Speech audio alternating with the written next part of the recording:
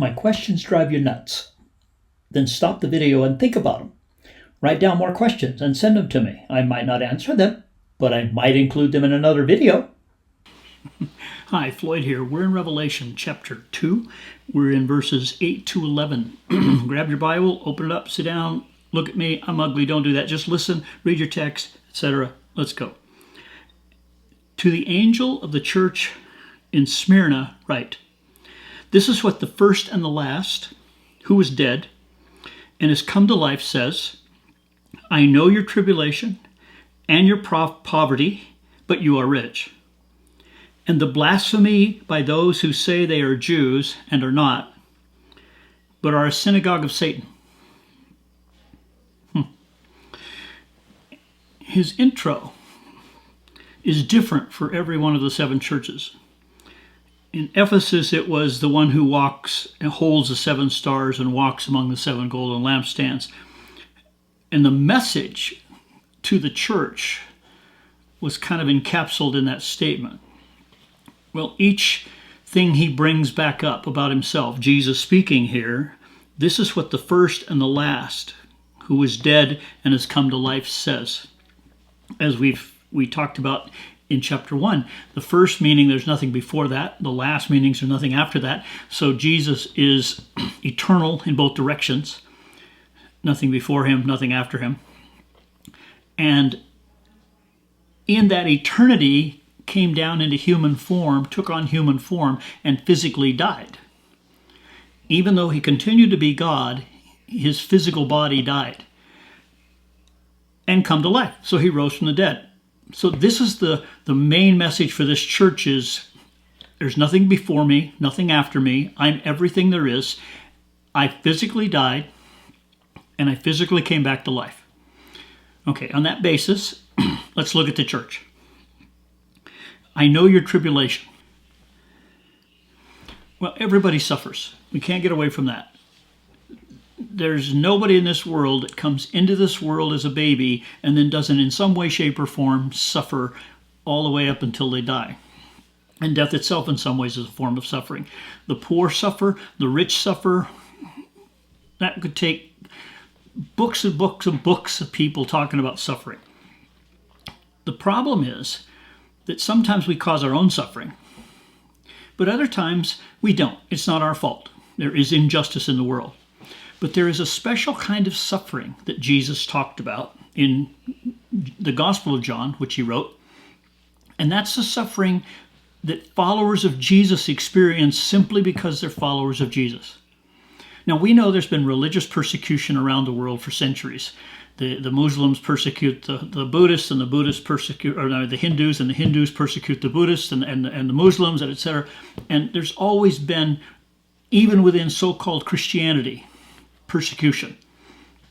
But there is a specific kind of persecution Jesus talks about in that, apart from any religion you are, if you love Jesus, you will be hated. Now, this is different than cultural hatred, if you will, between two cultures and two religions. They hate each other because they have different cultures. This is a bigger issue, hatred of the demonic world, where the demons and the devil, they hate Jesus, and therefore they hate anybody who loves Jesus, and therefore they work through people to cause suffering and tribulation for those followers of Jesus because of that hatred. This is not our fault. It is unjust. There's nothing we can do about it until Jesus comes back and settles everything. In any case, he's saying, I know your tribulation. And if we think about what he went through on the cross, his death itself, the agony, the pain, the separating somehow from the Father, my God, why have you forsaken me? We don't understand all of that. We just know that he went through a suffering of carrying sin on him that's far worse than any kind of suffering or tribulation we could ever go through. Okay, he's trying to comfort these people in Smyrna. I know your tribulation. It's not just mental. No, I experienced it. I've been there. And I know your poverty. Okay, let's define poverty. Different kinds of poverty. I know that you are financially strapped. Prices are going up. I know that you don't have enough in your bank account to make it through the end of the month. I know that you don't get paid enough. Okay, that's all material wealth. a person can actually be fairly well off and still be financially in poverty, depending if he lives among the very, very rich. And so they look down and see, oh, he's poor. He only makes $5,000 a month and we make $50,000 a month. And that's kind of a social poverty. That's a no friends poverty. That's sometimes more painful than not having any money or the right kind of clothing. My wife was raised as a child in a situation where she was only allowed to take a shower once a week and had to always wear the same clothes, and they didn't get washed very often. And you can imagine why she didn't have any friends. She didn't understand why she didn't have any friends.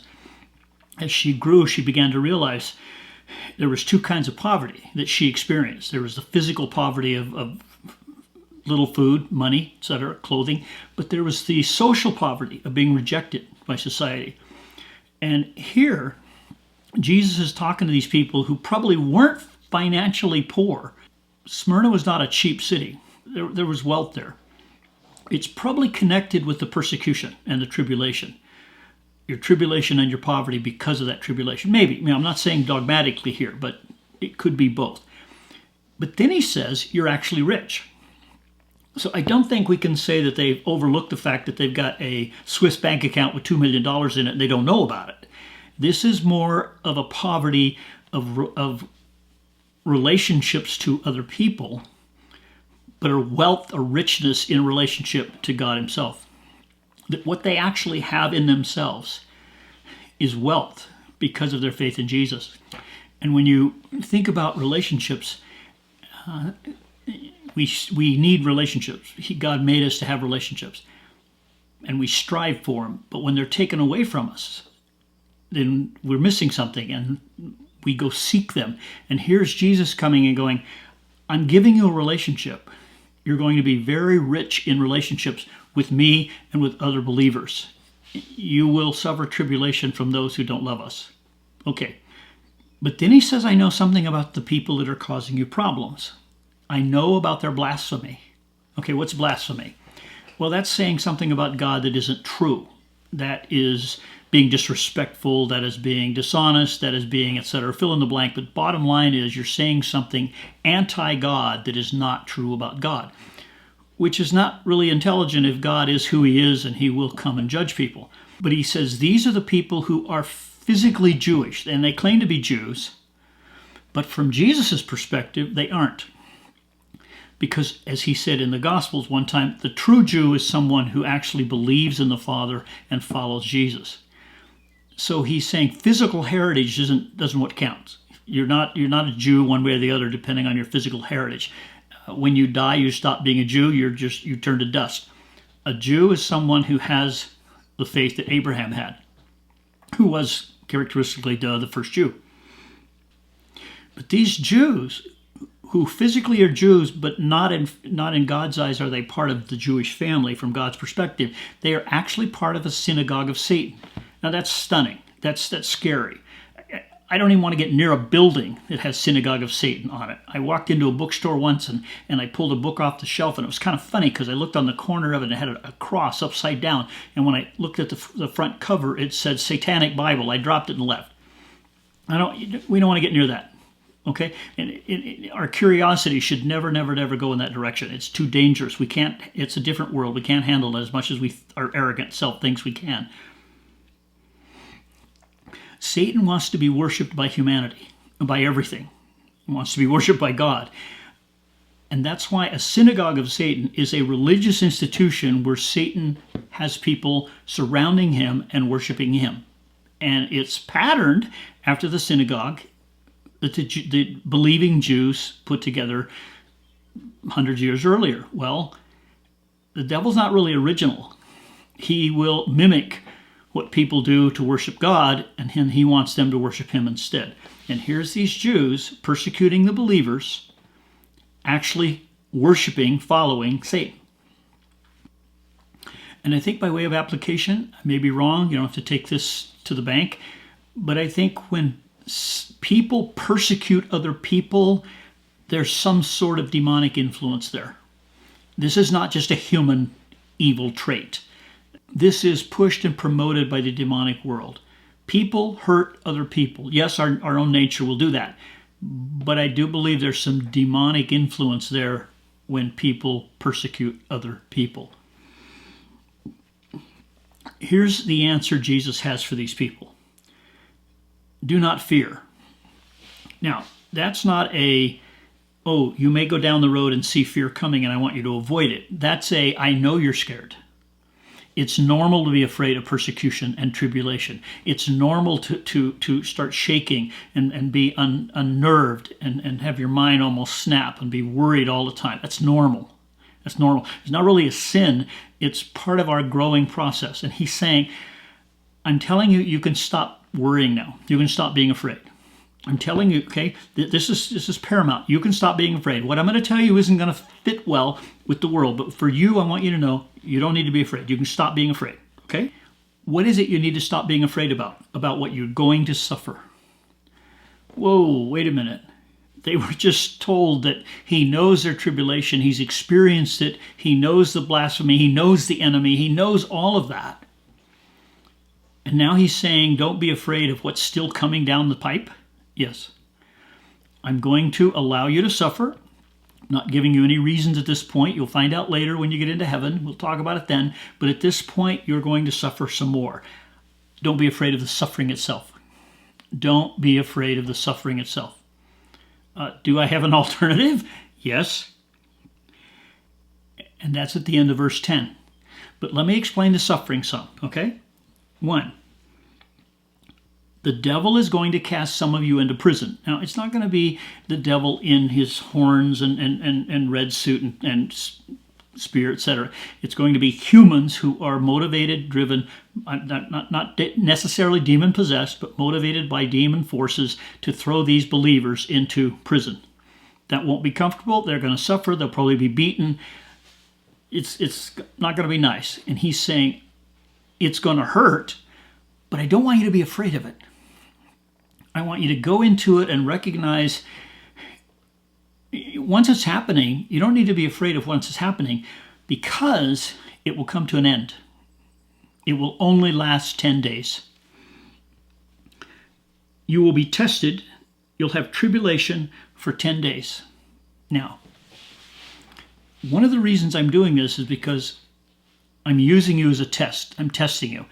But it's not that I think you're going to fail. I'm not saying that.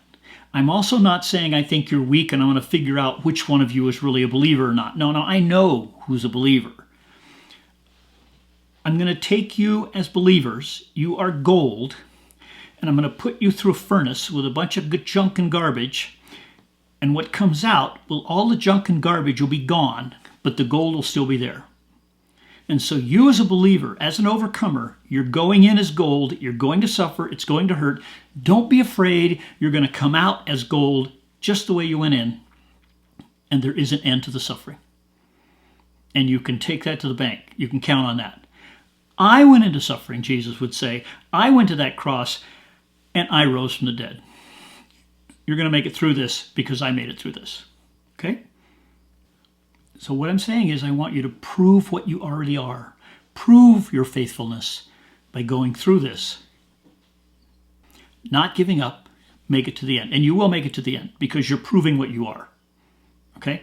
Now, there's other people. And I want those people who put you through that torture to see you make it through that 10 days and you never stop believing in Jesus. You never stop believing that he died on that cross, that he rose from the dead. You never stop believing that he was the first, the last, nothing after. He's totally eternal, and he died on the cross for your sins. He rose from the dead, and you've never stopped believing that. I want these people to see that in the 10 days that they're torturing you. Okay? The world watched me die on the cross for the sins of humanity. Now I want this group of blaspheming Jews who were led by the devil and worshiping him, I want them to see your faithfulness, your true faith, as you go through this in 10 days. And in 10 days, it's over. You'll pass through that gate called death that everybody's afraid of except believers. No, it's just a doorway. I'm getting out of this mess into the arms of Jesus. Okay? Hang in there. You'll make it. I made it. I got this. And when you get to the other side, I'm going to give you the crown of life. Okay, a crown. It fits on the head. Yeah, it sparkles. It has jewels. It's very expensive. It's very, very valuable. It represents royalty. It represents rulership. It represents a whole bunch of things like that. And if you think in terms of going from being a poverty-stricken, rejected member of society, and through 10 days of physical suffering, and then you come out and you are put in the position you were meant to be put in. You were meant to rule. You were created in God's image to rule over whatever he wants you to rule over, but you're going to rule, and you're going to have a crown to prove it. And that crown is a crown of life. That's not death. There's no more sin. There's no more suffering. There's no more death. It's a crown of life. And when you put that crown on, metaphorically put the crown on, you'll know. You'll know. Experientially, you'll know. I belong here. I belong where God created me, what he created me for. And somehow, he allowed me to believe and trust in him, and I made it through. A crown of life. Okay, take a deep breath.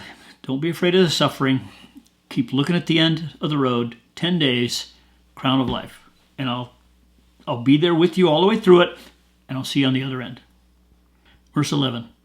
He who has an ear, let him hear what the Spirit says to the churches. So this isn't just to Smyrna, it's to all the other churches, but the specific message for them is the one he gave them. But the others need to be listening to what the Spirit says to them as well. Then he says, he who overcomes. Well, he defines that in 1 John 5. An overcomer is someone who believes in Jesus and who never stops believing in Jesus. And a real believer, someone who really gives his life to Christ, is a completely new creature. That person can't be unborn, unchanged, etc. They can doubt, they can sin, they can do things like that. They can be a Peter and deny the Lord, but they never stop believing that Jesus was the Messiah and Jesus was God. Jesus is God. He died on the cross and rose from the dead. They never stop believing that. That makes them an overcomer.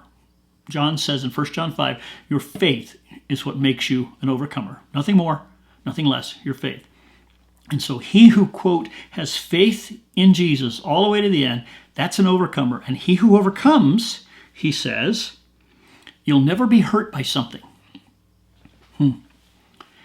The word hurt is really damaging, really painful, damaging. It's ultimate detrimental here. What will they never be hurt by? The second death. Well, isn't the first death bad enough? Yeah. But Jesus died a first death, as we will all, probably all, die a first death. Jesus holds the keys to hell and death. And he didn't go through a second death, and any overcomers will also never go through the experience of a second death, because a second death doesn't lead to heaven. It leads to hell. And he's saying, you believe in me, you'll never experience that second death. I'm in. I want that. The next life's more important than this one. This one sucks. This one's has its ups and downs. Yeah, there's some positives here and there, but the next one, with no sin, no death, and no second death, I certainly get there. I wouldn't want to come back. So we can see how John ties in Jesus died and rose from the dead with, and there's no second death, and we won't experience it. Okay, I hope you enjoyed this. I enjoy making them. I'll see you in the next one. If you got any questions, let me know. Send me a text on our website, and just let me know, and I'll try to connect, and I'll try to answer your questions if I can. Okay? Thank you. Bye.